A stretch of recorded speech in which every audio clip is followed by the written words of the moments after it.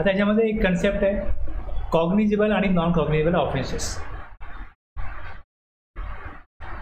आता हे जे पनिशमेंट आहे 132 मध्ये तुम्ही याल, 132च्या अगोदर 131 आहे, हा सांगतो पहिले की एकाच ह्यात काय दिलं फक्त की एक आहे सिव्हिल प्रोसिडिंग्स, म्हणजे ज्याच्यामध्ये काहीतरी आर्थिक पेनल्टी असते, आणि दुसरं असतं क्रिमिनल प्रोसिडिंग्स, म्हणजे ज्यामध्ये तुरुंगवास होऊ शकतो, जेलमध्ये टाकला जाऊ शकतो. तर यात हा नियम काय सांगतो की फौजदारी प्रक्रिया संहिता 1973 यामध्ये अंतर्भूत असलेल्या तरतुदींना बाधा येऊ न देता या अधिनियमान्वये किंवा त्याखाली केलेल्या नियमान्वये सरकार जमा झाल्याने किंवा लादलेल्या शास्तीने या अधिनियमाच्या तरतुदीखाली किंवा त्यावेळी अंमलात असणाऱ्या कोणत्याही अन्य कायद्याखाली जी व्यक्ती अन्य कोणतीही शिक्षा लावण्यासाठी पात्र ठरणार असेल त्यास यामुळे प्रतिबंध होणार नाही. म्हणजे त्याला सिव्हिल प्रोसिडिंगमध्ये काय आर्थिक तरतूद असेल तिकडे त्याला काय होईल, आर्थिक दंड होईल, आणि तसंच क्रिमिनल प्रोसिडिंग्स एका वेळेस 2 penalties punishment can be levied parallelly under a different provision of this act, that the imposition of one can't restrict the levy of other. Okay, हे कशामध्ये आहे, हे 131 मध्ये.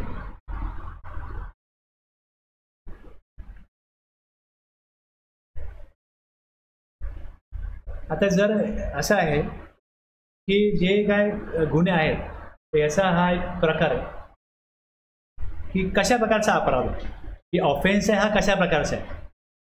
म्हणजे हा जो ऑफेन्स आहे जीएसटीच्या कायद्यामध्ये आपण बघितलं की ऑफेन्स आहे, तर ह्याच्यामध्ये एक असतो कॉग्निजेबल ऑफेन्स आणि दुसरा असतो नॉन कॉग्निजेबल ऑफेन्स. आता जर कॉग्निजेबल आहे म्हणजे गंभीर गुन्हा आहे तर तो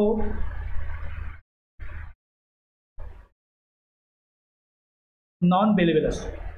गंभीर गुन्हा आहे तर त्याचं बेल जे आहे ते होणार नाही, non bailable. Cognizable offense means serious category of offense in respect of which a police officer has the authority to make an arrest without a warrant and to start an investigation with or without a permission of a court.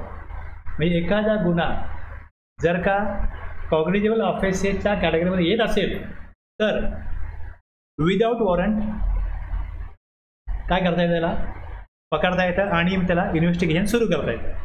आणि non cognizable offence means relatively less serious offences in respect of which a police officer does not have the authority to make an arrest without a warrant. पहिले warrant काढा, गंभीर गुन्हा नाही आहे ना तर अटक करायची तर वॉरंट काढा, आणि investigation cannot be initiated without a court order. मग कोर्ट ऑर्डरमध्ये घेऊन जा आणि मग पुढे काय करा, इन्व्हेस्टिगेशन करा. म्हणजे या प्रकारे 2 कॅटेगरी असतात, कॉग्निजेबल आणि नॉन कॉग्निजेबल. आता ज्यावेळेस कॉग्निजेबल आहे आणि नॉन कॉग्निजेबल आहे, जीएसटीच्या कायद्याप्रमाणे provided that the offence relating to taxable goods. आता ह्यातले इव्हेंट काय आहेत, सप्लाय आहे. मग सप्लाय टॅक्सेबल गुड्सचा आहे, एकदम गुड्सचा आहे. Taxable goods and or services where the amount of tax evaded or the amount of input tax credit wrongly availed or the amount of जे दिले तेच, एकतर आउटपुट टॅक्स, इनपुट टॅक्स किंवा रिफंड, 3च आहेत ना, ज्यातनं टॅक्सपेअरचं इंटरॅक्शन होतं गव्हर्नमेंटशी आणि ज्यातनं तो टॅक्स जमा करतो, ITC चुकीचा घेतो किंवा रिफंड चुकीचा घेतो, यातली अमाऊंट जर एक्सिडिंग रॉंगली व्यवहार झाला आहे, आउटपुट टॅक्स भरला नाही, ITC चुकीचा अवेल केला आहे किंवा रिफंड केला आहे, घेतलेला आहे, रॉंगली टेकन, किती अमाऊंट आहे, exceed 5 crore, it shall be cognizable. हा गंभीर गुन्हा आहे. किती, 5 करोडच्या वरती जर का त्यांनी चुकीच्या प्रकारे आउटपुट टॅक्स भरला आहे, ITC घेतला आहे, रिफंड घेतला आहे आणि तो नॉन बेलेबल आहे. And in such cases the bail can be considered by judicial magistrate only. मग त्याला अटक करायचं, मॅजिस्ट्रेटकडे न्यायचं आणि मग त्याची जी काय बेल आहे ती कोण करेल, मॅजिस्ट्रेट करेल. बेल मिळवणं हा पण डिफॉल्ट अधिकार आहे कुठल्याही व्यक्तीचा, पण ती बेल कशी मिळेल तर अटक होईल जर का नॉन कॉग्निजेबल आहे, कॉग्निजेबल आहे आणि नॉन बेलेबल आहे. ओके, जर का कॉग्निजेबल असेल म्हणजे गंभीर गुन्हा आहे हा ऑलवेज काय असतो, नॉन बेलेबल. हे लक्षात घ्या. म्हणजे 5 करोडच्या वरती जर का त्याचा डिफॉल्ट आहे, it shall be cognizable and म्हणजे हे एक कॉग्निजेबल प्लस नॉन बेलेबल. हे कॉम्पिटिशनमध्येच येणार. ओके, गंभीर गुन्हा आहे तर बेल नाही, डायरेक्ट बेल नाही मिळणार.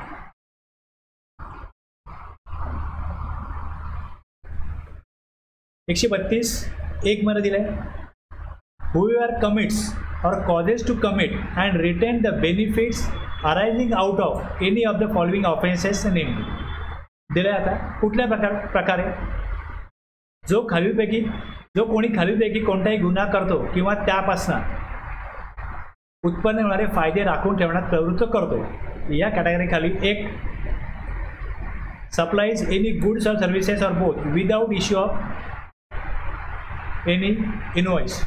म्हणजे इथे काय केलं जाते, गुड्स मार्केटला पाठवत आहेत, याचा कुठलाही इनवॉइस नाही आहे, म्हणजे ह्याचा इन्कम टॅक्सही भरायचा नाही आणि GST पण भरायचा नाही. नियम काय सांगतो की जर गुड्सचा सप्लाय होतो तर गुड्स डिलिव्हरी होण्याअगोदर इन्व्हेस्ट बनला पाहिजे. सर्व्हिसच्या केसमध्ये 30 दिवसांनी इन्व्हेस्ट बनला पाहिजे. आता ज्यांना कोणाला अशा प्रकारे विदाऊट बिल सप्लाय करायचं आहे ते कुठल्याही प्रकारचं अकाउंटिंग करत नाही, ऑन अकाउंट पैसे घेत नाही, कॅशनी पैसे घेतात.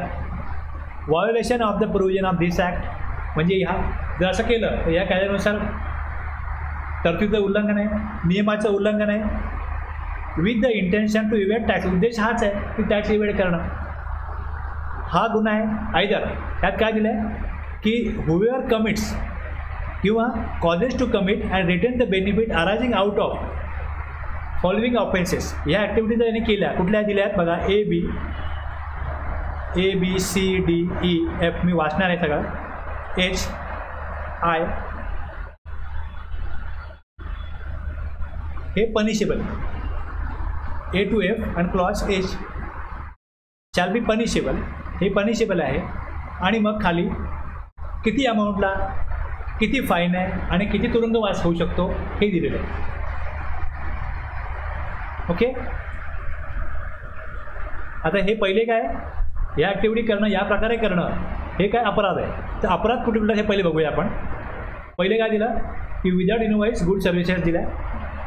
Issue any invoice or bill without supply goods. Invoice दिला म्हणजे फेक इनवॉइसिंग आहे, गुड सर्व्हिसेस दिलेलं नाही आहेत.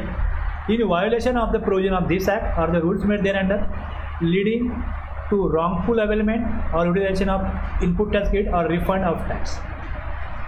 तिसरं, avails input tax credit using the invoice or bill refer to in B or fraudulently avails input tax credit without any invoice or bill. Collects any amount as tax but fails to pay the same to the government beyond a period of 3 months from the date on which such payment becomes due. Evade tax or fraudulently obtain refund and where such offense is not covered under A to D मध्ये नाही आहे, पण tax evade केला आहे आणि fraudulently refund घेतला आहे.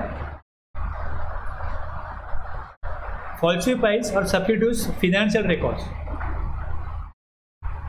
काय केलं, बनावट रेकॉर्ड बनवले, चुकीचे रेकॉर्ड बनवले. या अधिनियमाखाली देय असणाऱ्या करांना भरणं टाळण्याच्या हेतूने, उद्देश काय, इव्हेडिंग ऑफ टॅक्स आहे. बनावट अकाउंट मेंटेन केले किंवा बदली वित्तीय अभिलेखांचा वापर करेल किंवा खोटे लेखी कागदपत्र सादर करेल, खोटी माहिती विवरण सादर करेल. Fake document, produce fake account documents, furnishes any false information with an intention to evade payment of tax due under this act. चुकीचं अकाउंटिंग केलं, चुकीच्या प्रकारे गुड्स घेतले, तीच माहिती रिटर्नमध्ये दिली आणि त्याच प्रकारे चुकीचा टॅक्सचं पेमेंट केलं. Acquires possession of or in any way concerning himself in transporting. आता याच प्रकारे काय होणार, गुड्स आणि दुसरं सर्व्हिसेस, ज्या कोणत्याही वस्तू या अधिनियमान्वये किंवा त्याखाली केलेल्या नियमान्वये सरकार जमा करण्यास पात्र आहे, हे तिला न्यायात असेल किंवा तसे मानण्याचे कारण असेल, अशा कोणत्याही वस्तूचे ताबा मिळवेल किंवा अशा कोणत्याही वस्तूची अगोदर आपण बघितलं आहे की हे सगळं गुन्हा आहे, बघितलं आहे. आता इथे काय दिलं आहे की ठराविक अमाऊंटच्या वरती केलं तर त्याविषयीची पेनल्टी आणि तुरुंगवास हे पुढे येणार आहे. हे सगळं अगोदर आपण वाचलं जेव्हा 122 मध्ये, त्यात हे आलेलेच आहे. हे परत रिपीट होतं असं मला वाटतं, हे आलेलं आहे अगोदर. त्या हलवणे, जमा करणे, बाळगणे, लपवणे, त्यांचा पुरवठा करणे किंवा त्यांची खरेदी करणे यात स्वतः कोणत्याही प्रकारे संबंधित असेल किंवा इतर कोणत्याही प्रकारे अशा वस्तूंचा व्यवहार करेल किंवा रिसिव्ह, जसं गुड्स आहे तसं इकडे सर्व्हिसचं. हे दोन होते क्लॉज ते ओमिट केले. अटेम्प्ट टू कमिट और अबेड द कमिशन ऑफ, म्हणजे इथे काय आहे, या कलमाच्या खंड ए ते एफ आणि हे काढलं आहे जे के, म्हणून आता एच व आय मध्ये नमूद केलेला कोणताही अपराध करण्याचा प्रयत्न करील किंवा तशी कृती करण्यास अपप्रेरणा देईल तर ती व्यक्ती पुढे शिक्षण पात्र असेल. हे केलं आहे, यस. आता खाली काय म्हटले बघा की 132(1) मध्ये आता एलमध्ये दिलं आहे 132(2), 132(3) हे खाली येतील याप्रमाणे. Offence involving 132(1) A to F आहे, एच आय आहे. तर याच्यामध्ये 132(1) आय मध्ये दिलं आहे की tax evaded or input tax credit wrongly utilise or availed utilise refund wrongly taken. हे जर 5 करोडच्या वरती आहे, 5 करोडच्या वर जर अमाऊंट गेली, अमाऊंट इन्व्हॉल्व केली आहे 5 करोडच्या वरती आहे, तर तुरुंगवास आहे आणि up to 5 years and with fine. 5 वर्षापर्यंत तुरुंगवास होऊ शकतो. 5 करोडच्या वरती अमाऊंट गेली तर तुरुंगवास होऊ शकतो 5 वर्षाचा आणि फाईनही होऊ शकतो. मिनिमम पनिशमेंट 132(3) काय सांगतो की हे जे तुरुंगवास आहे हा imprisonment minimum 6 months in absence of special and adequate reason to the contrary to be recorded in judgment of the court and extending to minimum 6 महिने, मॅक्झिमम 5 वर्ष.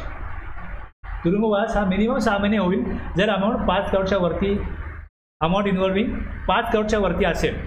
आत्ता आपण जे वाचलं ना 132 ए टू एफ, एच आणि जे, यात अमाऊंट इन्व्हॉल्व 5 करोडच्या वरती आहे. तुरुंगवास मिनिमम 6 महिने, मॅक्झिमम 5 वर्ष.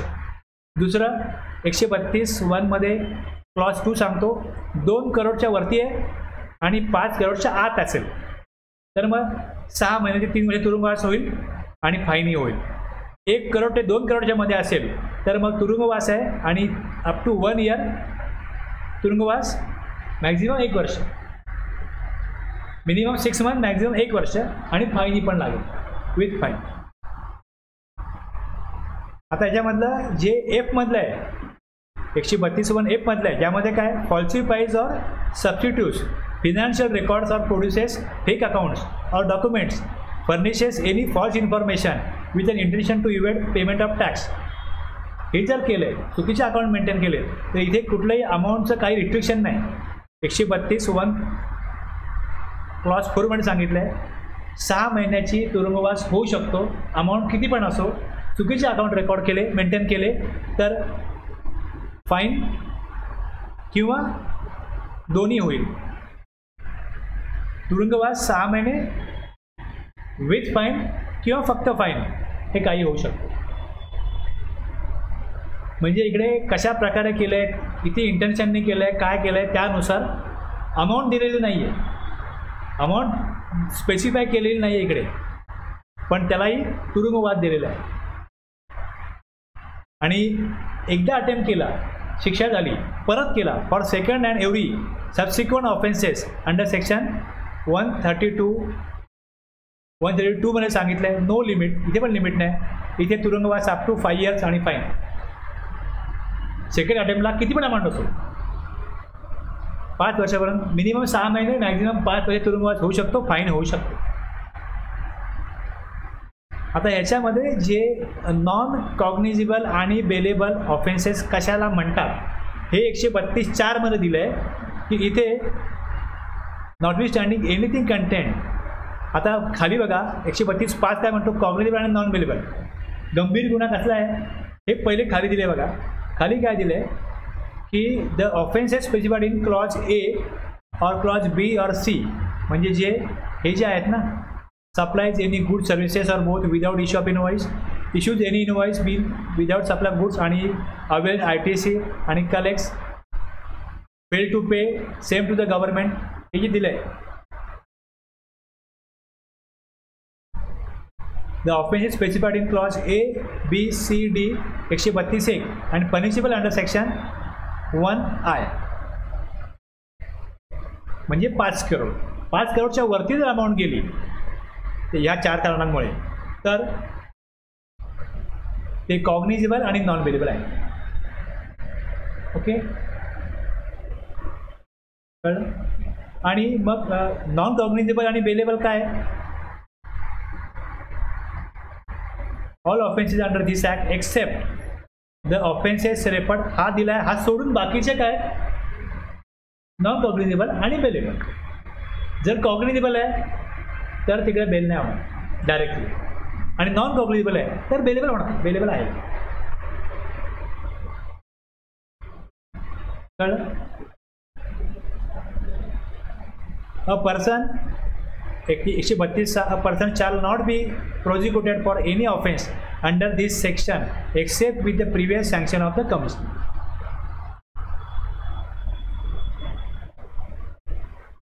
आणि the purpose of this section the term tax shall include the amount of tax evaded or the amount of input tax credit wrongly availed or utilized or refund wrongly taken under the provisions of this act. As AGST, IGST, UTGST says. Okay. आता ज्या वेळेस हे बघतोय आपण, मी हा section सोडला होता कुठला 69, आणि मी बोललो होतो जेव्हा मी सांगेन 132 तेव्हा हा सांगेन, कारण की हा त्याशी कनेक्टेड आहे. यात काय दिलं आहे की where the commissioner has reason to believe that a person has committed, अशा प्रकारचे पुरावे आहेत कमिशनरकडे. Any offence specified in section 132 चा इथे परत उल्लेख आला होता 1ABCD which is punishable under section 132(1)I and section 132(1)(2) out 132(2) of the said section खाली दिले. हे कुठले कुठले आहेत हे इकडे दिले. ओके, हे दिलेले आहे, म्हणजे 5 करोड 2 करोड हे या प्रमाणात हे दिलेच सगळे. हे ऑफेन्स आहे, हे पनिशमेंट आहे. ओके,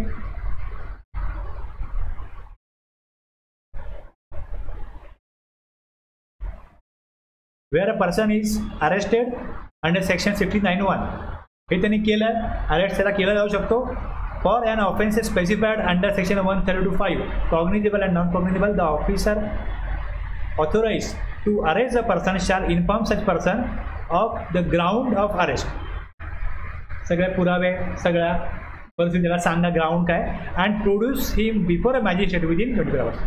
अटक करायचा आणि 24 तासामध्ये त्याला हजर करायचं आहे दंडासमोर, मॅजिस्ट्रेटसमोर हजर करायचं. Okay, subject to the provision of code of criminal procedure. मग पुढची कारवाई त्याप्रमाणे होईल. Where a person is arrested under section 69(1) for any offence specified under section 132(4) म्हणजे दॅट इज नॉन कॉग्निजेबल आणि bailable. He shall be admitted to bail or in default of bail forwarded to the custody of the magistrate. In the case of non-cognizable and bailable offenses, the deputy commissioner, कमिशनरला तिथे काय अधिकार आहे बघा. एक जेव्हा एखाद्या व्यक्तीस कलम 132 म्हणजे जो नॉन कॉग्निजेबल आणि बेलेबल, जो कॉग्निजेबल आणि नॉन बेलेबल आहे त्याला अन्वये अटक केली जाते तेव्हा तिला जामीन मंजूर करण्यात येईल, किंवा जामीन देण्यास कसूर केल्यास जामीन कशा प्रकारे देईल, किती अमाऊंट त्याला भरायची, त्याने नाही भरली तर मग त्याला बेल नाही मिळेल. अदरवाईज बेल द्यायचा अधिकार आहे त्याला. ज्या प्रकारे बेल मिळणार आहे त्याने ती पूर्तता केली त्याला बेल मिळेल. आणि अदखलपात्र व जामीनपात्र अपराधाच्या बाबतीत अटक केलेल्या व्यक्तीला जामिनावर किंवा अन्यथा मुक्त करण्याच्या प्रयोजनार्थ उपआयुक्तास किंवा सहाय्यक आयुक्तास एखाद्या पोलीस ठाणे अंमलदारात जे अधिकार असतात तेच अधिकार असतील, आणि तो ज्या तरतुदींना अधीन असतो तशाच तरतुदींना अधीन असेल. कोण म्हणजे कमिशनरला या प्रकारे अधिकारावरती कारवाई करता येईल. थोडीशी माहिती दिली आहे की ज्युडिशियल कस्टडी काय असते, आपण ऐकतो बरं न्यूजमध्ये, तर ते थोडं दिलं आहे डिफरन्स बिटवीन पोलीस कस्टडी आणि ज्युडिशियल कस्टडी काय असते. थोडं काय होतं तर बरंच आपण न्यूजमध्ये बघतो, थोडीशी दिली माहिती मी पण काढून. ओके, कळलं एवढं. 69 आणि 132 हे एकत्रितपणे चालतात म्हणून ते एकत्रितपणे घेतले. 133 एक wilful disclosure of any information of the content of any return wear.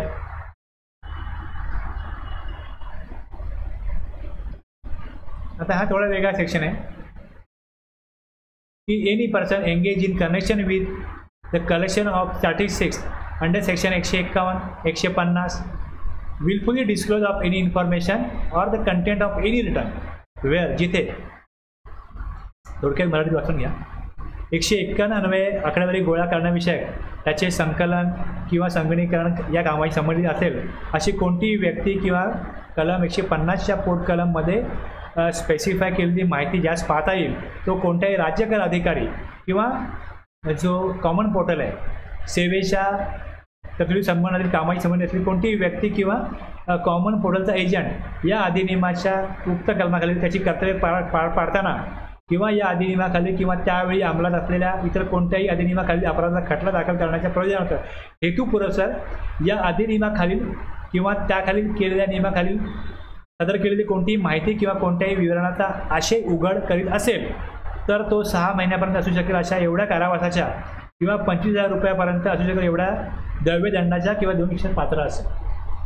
जी माहिती ज्यांना द्यायला सांगितली आहे सेक्शन 150 किंवा 151 प्रमाणे त्यांच्याकडे ती माहिती आहे ती त्यांनी जर का उघड केली तर त्यांच्यावरती कारवाई होऊ शकते. ती किती अमाऊंटची आहे ते दिलं आहे. आता याच्यामध्ये जी काय कारवाई आहे एनी पर्सन जर गव्हर्नमेंट सर्वंट असेल यावर कारवाई करायची आहे त्यांनी गुप्तता ठेवली नाही म्हणून त्या माहितीची तर shall not be prosecuted for any offenses under this section except with the previous sanction of the government. म्हणजे गव्हर्नमेंटची सँक्शन घेऊन त्यावर कारवाई होईल. आणि GST ऑफिसर असेल with not a government servant shall not be prosecuted of any offenses under this section except with the previous sanction of the commission. Okay. शासकीय कर्मचारी असेल तर शासनाच्या पूर्व मान्यतेशिवाय किंवा या कलमाखालील कोणत्याही अपराधाखालील खटला भरता येणार नाही. आणि जर शासकीय कर्मचारी नसेल तर आयुक्तांच्या मान्यतेशिवाय कारवाई करता येणार नाही. मान्यता घेऊन मग पुढे कारवाई करता येईल. का माहिती उघड केली तर काय दिलं आहे disclosure of any information or the content of any return. कळलं. ही कशा करताय liability of officers and certain other persons under section 133 मध्ये आपण बघतोय काय ऑफेन्स आणि पेनल्टीज अशा प्रकारे माहिती बाहेर देणं उघड करणं हा काय आहे अपराध आहे आणि त्याच्याविषयीची कारवाई आहे ही 133 मध्ये.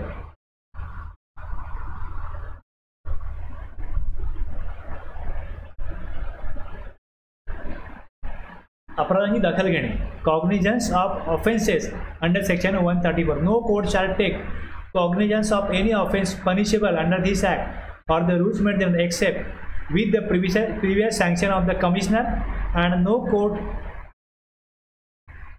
inferior to that of a magistrate of the first class shall try any such offense. कोणतेही न्यायालय आयुक्तांच्या पूर्वमंजुरीखेरीज या अधिनियमाखालील किंवा त्याखाली केलेल्या कोणत्याही नियमाखालील कोणत्याही शिक्षापात्र असलेल्या अपराधाची दखल घेणार नाही आणि प्रथम वर्ग दंडाधिकाऱ्यास दुय्यम आठवणे कोणतेही न्यायालय अशा कोणत्याही अपराधांची न्याय चौकशी करणार नाही.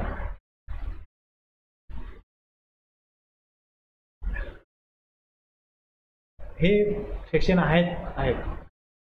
यस काय म्हणजे याचा मला माहीत नाही की फार किती म्हणजे गंभीरता आहे याची. तर आपण बघा इफ एनी आता मला 132 झाला ना का 138 महत्त्वाचं आहे हे सिक्युअर आलंय म्हणून मी घेतोय की सदोष मानसिक स्थितीचे गृहीत एखाद्या व्यक्तीला एखादा अपराध करतो इन एनी या अधिनियमाखाली कोणत्याही अपराधाच्या खटल्यात आरोपीची मानसिक स्थिती सदोष असणे आवश्यक असेल सदोष होती अशा या कलमाखालील अपराधासंदर्भातील कोणत्याही कार्यवाहीत न्यायालय अशी सर्वोच्च मानसिक स्थिती असल्याचे गृहीत धरेल. परंतु त्या कार्यवाहीमध्ये अपराधाचा आरोप केलेल्या कृतीच्या बाबतीत आपली अशी मानसिक स्थिती नव्हती ही वस्तुस्थिती सिद्ध करणे हा आरोपीसाठी बचाव असू शकतो. हे पण असंच आहे. हे पण थोडं वाचा तुम्ही. 136 विवक्षित परिस्थितीमधील तथ्याची संबंध relevancy of statement under certain circumstances under section 136. 136 काय सांगतो a statement made and signed by person on appearance in response to any summon issued under section 70 summon पाठवलं त्यांनी स्टेटमेंट दिलं. या अधिनियमाखाली कोणत्याही चौकशीत किंवा कारवाई करताना कलम 70 अन्वये जारी केलेल्या कोणत्याही समन्सचे उत्तर म्हणून कोणत्याही व्यक्तीने स्वाक्षरी केलेले निवेदन हे या कलमाखालील कोणत्याही अपराधाच्या कोणत्याही खटल्यामधील पुढील बाबी अंतर्भूत असलेल्या तथ्यांची सत्यासत्यता साबित करण्याच्या प्रयोजनासाठी संबंध असेल. काय असेल? जेव्हा त्यात कधी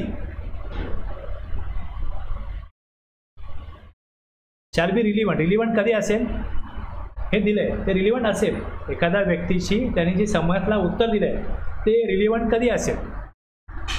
कधी असेल? जेव्हा Wien the person who made the statement is dead. जेव्हा व्यक्ती मृत झाला, म्हणजे त्याच्या स्टेटमेंटला विचारात घेऊन असं नाही, त्यांनी माहिती दिलेली आहे, काय सांगितलं आणि त्या व्यक्तीचा मृत्यू झाला, किंवा तो व्यक्ती बेपत्ता झाला, or cannot be found, or is incapable of giving evidence, or is kept out of the way by the adverse party, or whose presence cannot be obtained without an amount of delay or expense, which under the circumstances of the case the court considers unreasonable. ज्यांनी समनला उत्तर म्हणून काय माहिती दिलेली आहे ती माहिती relevant असेल असे निवेदन केलेल्या व्यक्ती निधन झाले, किंवा जिचा शोध लागू शकत नाही, किंवा जी साक्षी देण्यास असमर्थ आहे, किंवा जिला प्रतिपक्षाने चौकशीपासून दूर ठेवले आहे, किंवा जिला समक्ष हजर करण्यास लागणारा विलंब व खर्च करणे. तो व्यक्ती ॲक्सिडेंट झालं, त्याला एखादी व्याधी झाली, पॅरालिसिसचा अटॅक आला, किंवा तो परदेशी गेलेला आहे, त्याला आणता येऊ शकत नाही, पण त्यांनी माहिती दिलेली आहे. ही माहिती काय असेल या कोर्ट कारवाईमध्ये? रिलिव्हन्स त्याला असेल, त्याला संबंधित असेल ती माहिती ती विचारात घेतली जाईल. ती माहिती शॅल बी रिलिव्हंट. ओके.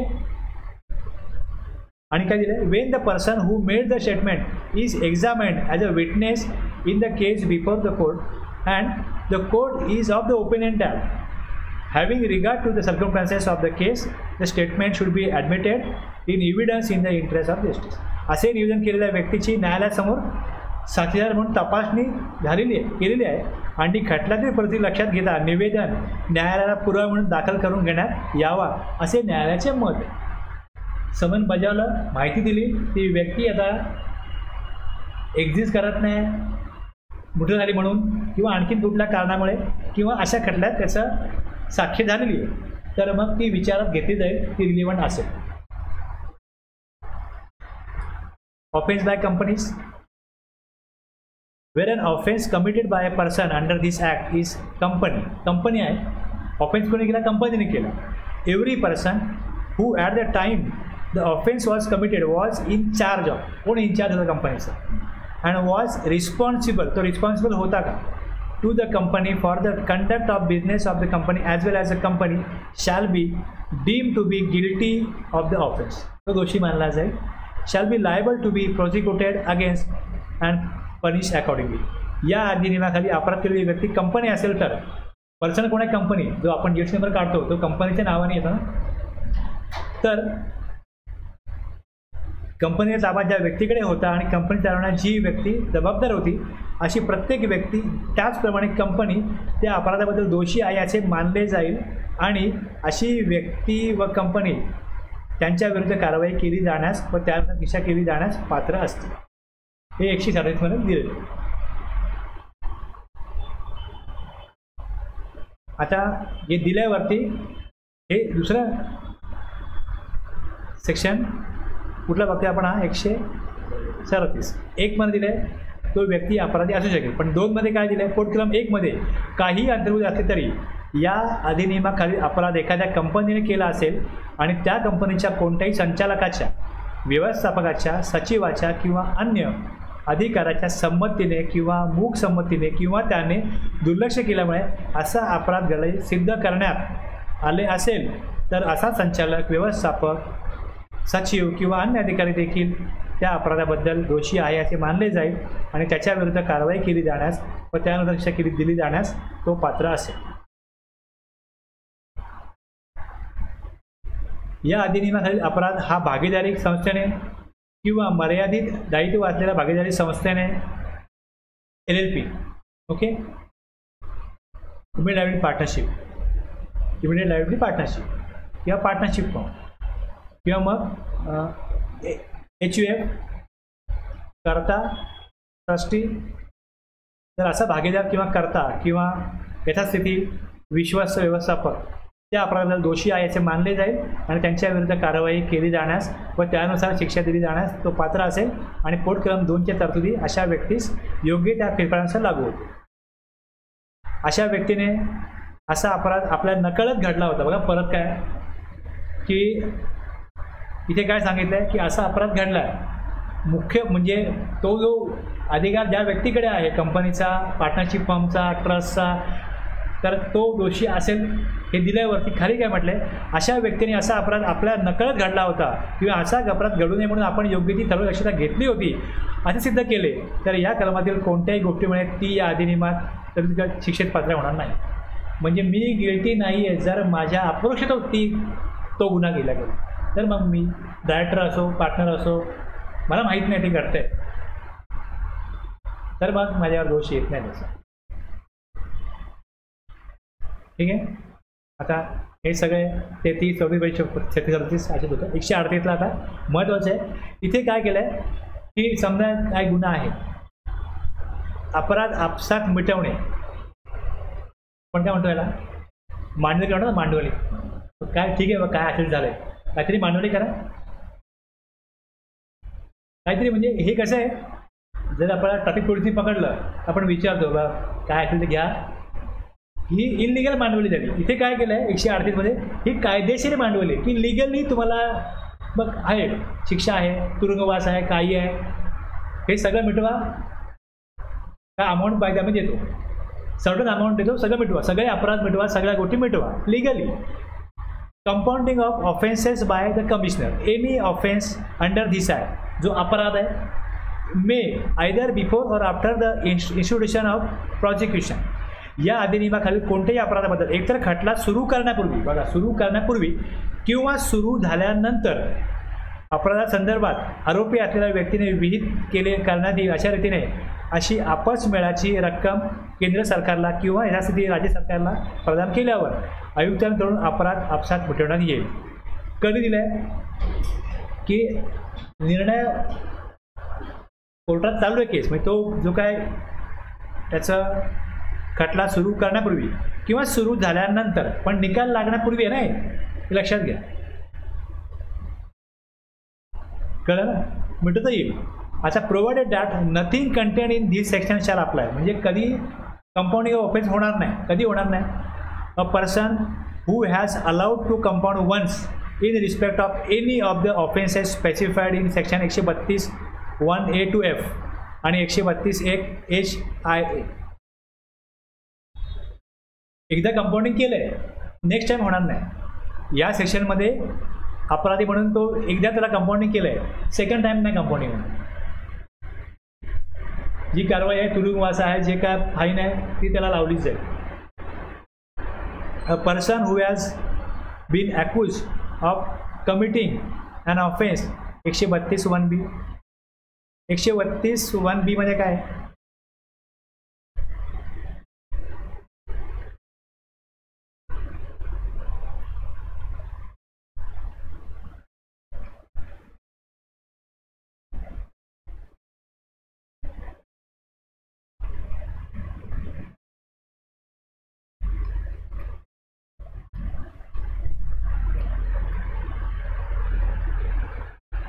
त्याला कंपाऊंडिंग नाही. Issue any invoice or bill without supply of goods, म्हणजे फेक इनवॉइस आहे, त्याच्यावर त्यांना काय करायचं, दया दाखवायचीच नाही.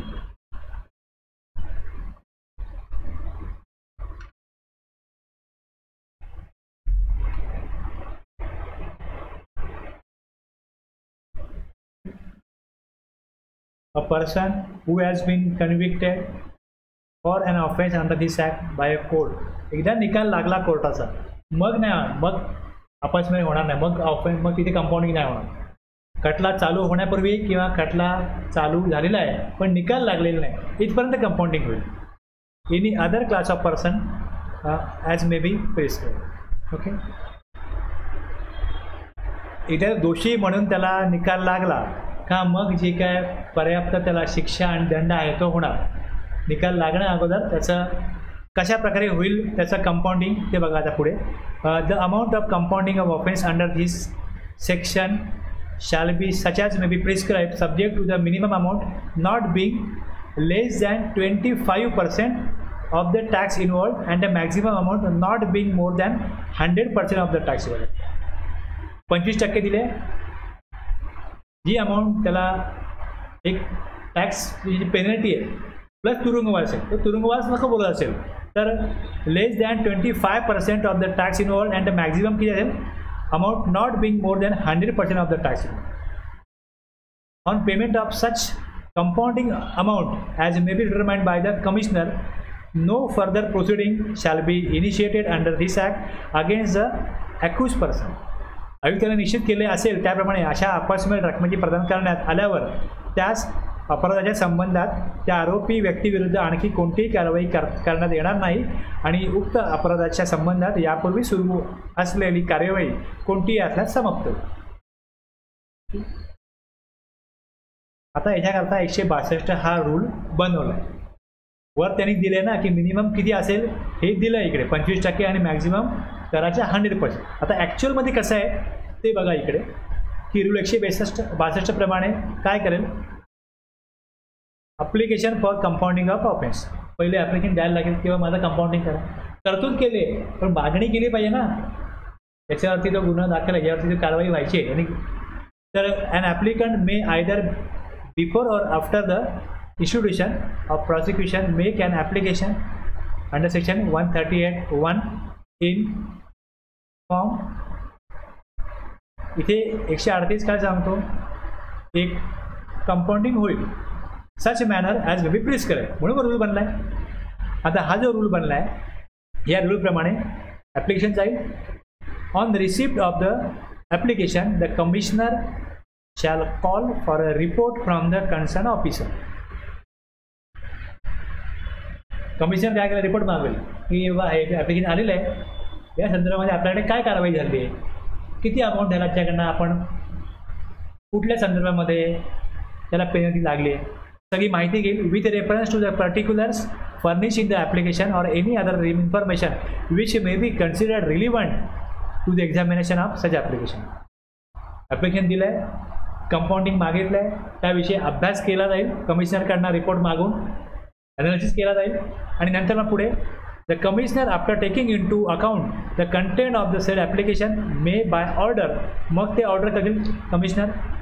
On being satisfied that the applicant has made full and true disclosure of the fact relating to the case, allow the application indicating the compounding amount and grant him immunity from prosecution or reject such within 90 days of the receipt of the 90 दिवसामध्ये either त्याचा त्यांनी सांगितल्याप्रमाणे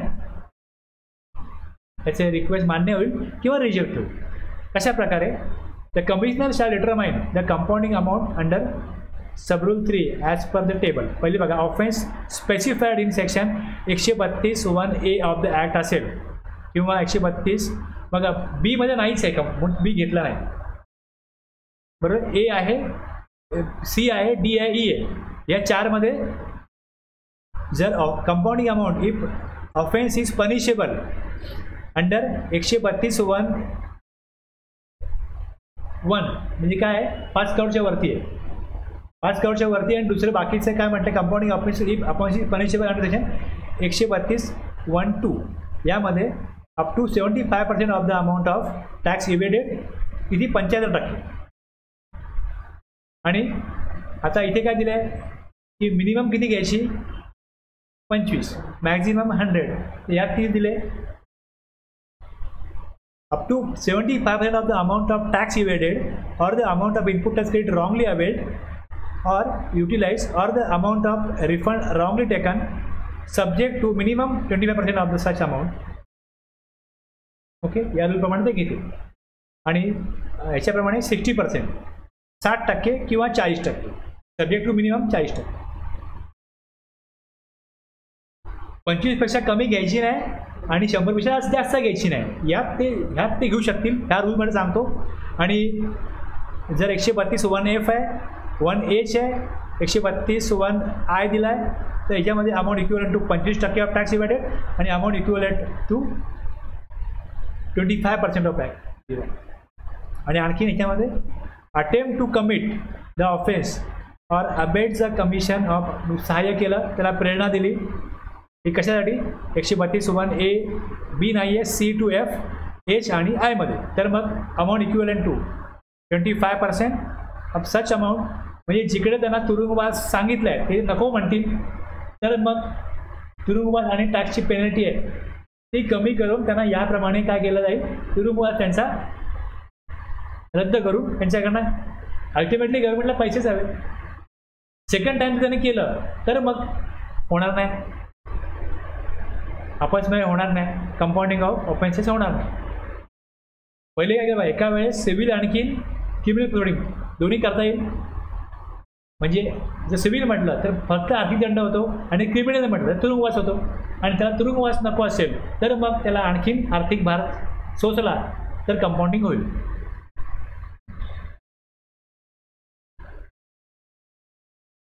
Provided that where the officer committed by the person falls under more than one category specified in the table above, the compounding amount in such case shall be the amount determined for the offence for which higher compounding amount has been prescribed. जर व्यक्तीने केलेला गुन्हा वरील तथ्यात निर्दिष्ट केलेल्या एकापेक्षा जास्त श्रेणीमध्ये मोडतो, अशा प्रकरणात कंपाऊंडिंगची रक्कम जी गुन्ह्यासाठी निश्चित केलेली रक्कम असेल त्यासाठी जास्त कंपाऊंडिंग रक्कम विहित केली गेली आहे. आपण बिग हार्ड असेल, ओके. आणि मग tax interest penalty to be paid before application is allowed. Application करण्यापूर्वी पहिले तुम्ही जो काय टॅक्स आणि इंटरेस्ट पेनल्टी भरली पाहिजे. कंपाऊंडिंगसाठी ॲप्लिकेशन केलं तर the applicant shall within a period of 30 days from the date of the receipt of, पहिले टॅक्स इंटरेस्ट पेनल्टी भरेल आणि कंपाऊंडिंग अमाऊंट त्यांनी जर कंपाऊंड त्याचं मान्य झालं, pay the compounding amount as order by the commissioner, त्यांनी भरली पाहिजे 30 दिवसांमध्ये. आणि compounding order to be void जर नाही भरली amount in case the applicant fails to pay the compounding amount, तर काय होईल, या ऑर्डरला काय अर्थ राहणार. Withdrawal of immunity granted to a person. उपनियम 3 अन्वये एखाद्या व्यक्तीला दिलेली सूट आयुक्त केव्हाही काढून घेऊ शकतात जर त्या व्यक्तीने कंपाऊंडिंग प्रक्रियेदरम्यान कोणतीही भौतिक माहिती लपवली किंवा खोटे पुरावे दिले याचे समाधान झाले तर. आणि अशा व्यक्तीस त्या ज्या गुन्ह्यासंदर्भात सूट देण्यात आली आहे त्या गुन्ह्यासाठी किंवा कंपाऊंडिंग कार्यवाहीच्या अनुषंगाने त्याने केलेल्या कोणत्याही गुन्ह्यासाठी खटला चालवला जाऊ शकतो आणि अधिनियम लागू होईल असे कोणतीही सूट दिली गेली नाही. ते या प्रकारे 132 साठी तुरुंगवास आणि पेनल्टी आहे. आणि तुरुंगवास त्यांना नको असेल तर मग एक्स्ट्रा अमाऊंट देऊन त्यांचा तुरुंगवास रद्द केला जाऊ शकतो, कंपाऊंडिंग केलं जाऊ शकतं. अशा प्रकारे हे 122 ते 138 सेक्शन दिलेत. ओके. आता कसं झालं, याच्याविषयी तुम्हाला जी काय माहिती मिळाली ती तुमच्या मेमरीत पहिल्यांदा गेली. आता तुम्ही जर याच्याविषयी आणखीन थोडा ॲनालिसिस कराल, अभ्यास कराल, थोडं वाचाल, आणखीन कोणाकडे यूट्यूबवरती ऐकाल तर तुम्हाला यातले बारकावे कळतील. माझा उद्देश काय की तुम्हाला बेसिक प्रोव्हिजन क्लिअर करून द्यायला पाहिजे. याविषयी इथे भाष्य आहे, त्यामुळे मी तुम्हाला आपल्याकडे जो मर्यादित वेळ आहे त्यात जेवढं स्पष्ट केलं आहे त्यातून तुमचं समाधान होईलच, नॉट नेसेसरी. आणि समाधान होऊच नाही मला असं वाटतं. जर तुम्हाला बारकावे कळले पाहिजेत तर तुम्हाला त्या तरतुदीत पुन्हा पुन्हा अभ्यासला पाहिजे, आणखीन कोणत्या एक्सपर्टचे व्ह्यू असेल ते ऐकले पाहिजे, तर तुम्हाला त्यातली माहिती होईल. म्हणजे जेवढे डिपार्टमेंट पॉईंट ऑफ व्ह्यू जेवढे सेक्शन आहेत त्याविषयी तुम्ही आणखीन अधिक वाचन करणं, अभ्यास करणं, अजून यूट्यूबवरती व्हिडिओ ऐकणं हे जर केलं तर तुम्हाला स्पेसिफिकली कळेल की काय चाललं आहे आपल्याकडे, जे चाललं आहे ते ॲज पर लॉ कितपत बरोबर आहे, ज्या प्रकारे कायदा वापरला जातो तो कितपत बरोबर आहे, कुठे काय चुकतं आहे हे तुम्हाला कळेल. थांबवा इथे.